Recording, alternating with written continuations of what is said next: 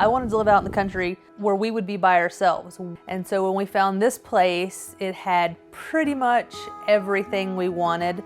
It had a great little hill with a patch of woods for the boys to go out and be boys. I mean, they can go out into the woods back here and they can build as many forts as they want. There's a little seasonal creek that they love to throw rocks in and sticks, and then they do their sailboats down in the springtime, and just a ton of room for them to run around and just be unsupervised kids.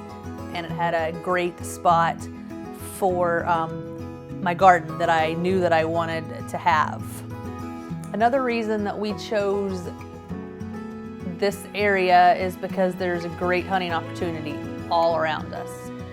Hunting is a big part of our lifestyle. Pretty much all the food that we eat comes from my garden or is harvested in some form of hunting.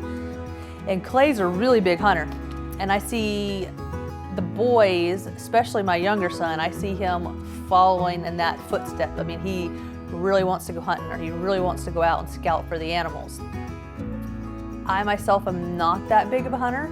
I will go, but I don't live for it like Clay does. I love being out in nature. I mean, I'm an outdoor girl, so I love being outside and seeing the view, and I'm getting to spend time with Clay. And I love being able to get close to the animal and see the animals in their natural environment. I mean, those are things that I love, as long as the weather is nice. Where we live at in Idaho, when you buy your license, you only get one deer tag and one elk tag. And with the boys growing and eating the way they do, that's not near enough meat for us for the year. And so I choose to provide that meat for my family. We don't have too much left in here. Some deer shanks, a few goat hams, and some deer roast. Last year I did more hunting than I think I ever have combined. Last spring I went turkey hunting for the first time and instantly fell in love with it from the minute I got out there. It was fabulous. I love to turkey hunt because it's really interactive. I mean, I love to hear the turkeys here, and you're always, it's not, every time I've gone, it's not as much of a sit and wait and be still, and Clay can tell you that I'm not one to be still, even though I think I am. Don't move. Don't move a muscle. You're moving.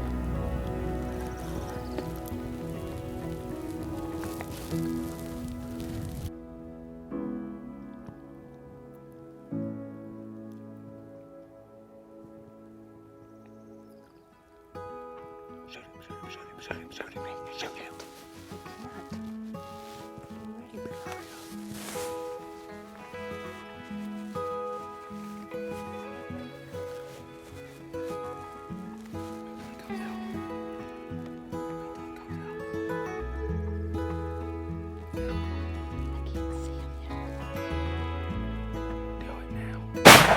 Good job!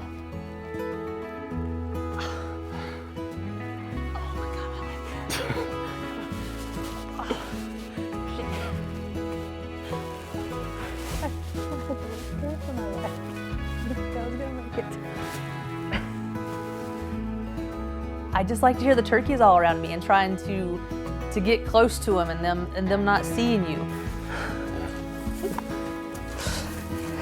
You gonna save that one for Thanksgiving? Yep, a Thanksgiving turkey. You gonna pluck him? I have to pluck it. I went and bought another turkey tag because I liked it so much, and so I harvested 2 turkeys last spring. And so then come fall, the freezer was, low, and so I made the decision to go out for my deer tag. The first day we went out actually hunting, we saw these 2 huge bucks. Seeing the 2 bucks were amazing. I mean, they were really big, the biggest ones I've ever seen when I've been out. And Clay gave me some instructions that I took to heart. What he said: climb up on the ridge and try to get a shot. And so I climbed up on the ridge and of course immediately spooked the deer and they ran off. And what he was actually meaning, was to, climb up there so I could just see over the ridge. But I just did exactly what he told me to do. I climbed up on the ridge. And so we saw the deer run away and didn't think I'd ever see them again. I mean, it was great. I was happy that I didn't have to take the shot because that's the hard part for me. But I was also bummed out because I knew that we needed meat. So a couple days went by and we went out there. I'm extremely slow at trying to get it set up for a shot and moving around. And so he suggested that I just practice, trying to get set up in some different shots at some different angles. And really just moving around a lot, being noisy, trying to get set up, saying this doesn't feel right and this doesn't feel right.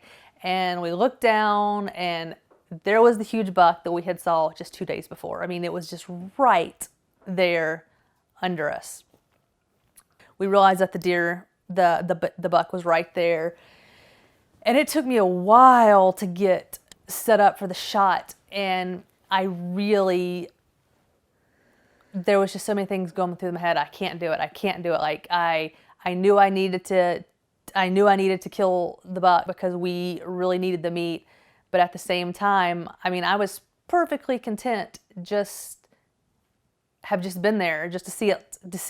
So I did not want to take the shot, but he didn't move. And so I got up there and it just took me forever to pull the trigger to talk myself into, there's a reason you're doing it. You're not just killing the animal to kill the animal. You're killing it because we need the meat.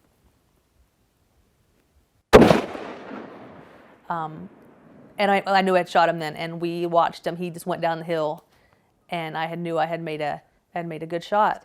Down right there.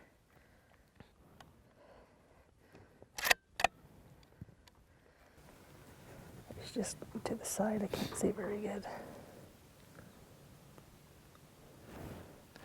Well, you ready to go get him? Yeah. Okay. Set binoculars. We sat up there for a little while, talking about the hunt, or talking about the shot. It was time to go down there and get him. And it was, of course, I'm on the edge of this rocky cliff and we have to go into the bottom of this canyon. They don't ever run up. He run down, of course. So now we have to go down into this canyon. Go through that. Clay has no fear of heights. He just takes me straight across, straight down. It took a while for me, of course, because I am like crawling on my hands and knees, scooting my butt along these rocks because I'm just terrified of going over the edge. Okay. When we finally got there, I don't really know a lot about, scouting, and so trying to track for blood trail. So Clay was showing me, showing me what to look for, and then we saw him laying there, and there he is there. I thought we were going to be above him. I don't know, to see this beautiful animal that I had taken the life of was really hard. I was proud that I had provided the meat for our family, but I was really sad. It didn't make me feel good. I think it gives us a lot of meat for the winter. Good. Happy.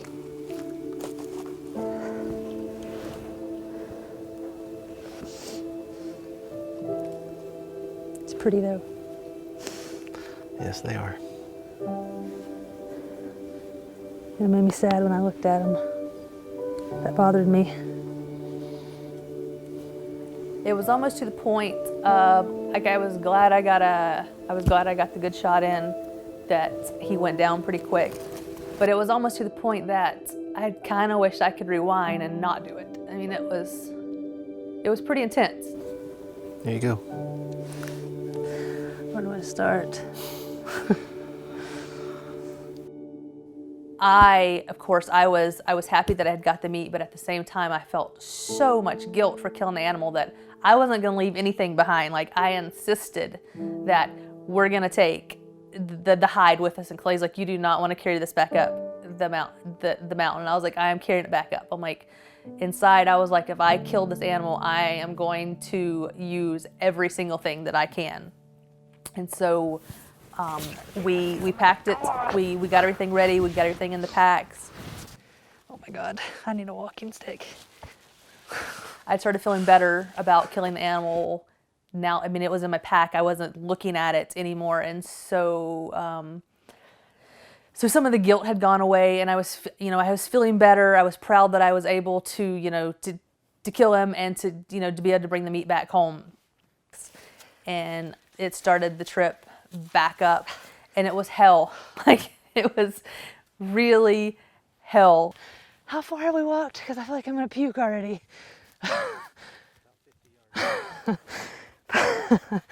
Oh.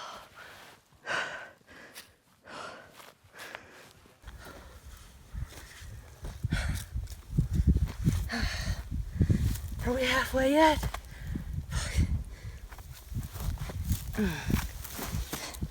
How you doing?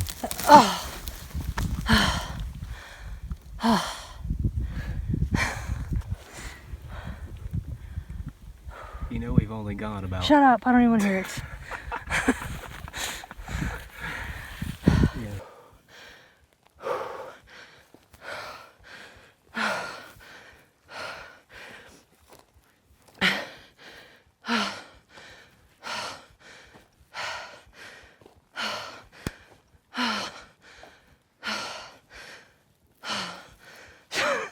Oh my God.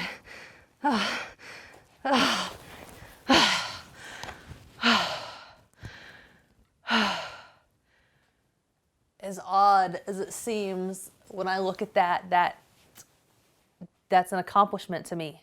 It was an obstacle that I overcome. Like, I really didn't think that I could pull the trigger on that animal, and I did.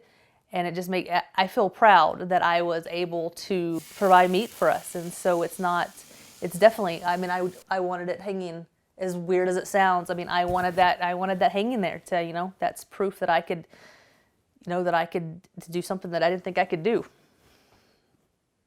I didn't realize you could have the feelings of being so sad about something, but also at the same time being so proud that you did it. You can't describe the feelings to it. You can't describe what goes through your mind and what you go through. I mean, it would be a lot easier just to run to the grocery store and grab that meat out of the freezer or off the counter, because there's no attachment, there's no connection. You're going and getting it. You're not seeing the life of this animal or the death of this animal. And to go out there and make the decision to kill something yourself, to see this animal die and to know that you did it, you can't describe those feelings to someone until they've gone through it. There's just no way that they would understand that.